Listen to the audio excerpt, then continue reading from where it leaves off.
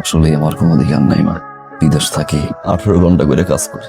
একদিন আগের বাসি খাবার খাইতাম, ভালো মতো জামা কাপড় কবে কিনছে তো ভুলে গেছি মা। বিদেশে যারা থাকে মা, একটা টাকা খরচ করতে ভয় পায়। চলে মরতাম, শরীর ব্যথায় মরতাম মা। আসলেই তো আমার কোনো অধিকার নাই। আমার টাকার হিসাব আমি চাবো কেন? আমি তো প্রবাসী, টাকার মেশিন। তার সারা জীবন মানুষের জন্য টাকা চালাই যায়, নিজের জন্য কিছু পায় না। মন চাইলেও দেশে আইতে পারি না মা। কত 5 বছর 1 টাকা 2 টাকা না মা, 40 লাখ টাকা পাঠাইছে আমি অ্যাকাউন্টে। ওই 40 লক্ষ টাকা 40 লক্ষ টাকা না মা, আমার ঘাড়, আমার রক্ত মা, আমার ভবিষ্যৎ মা।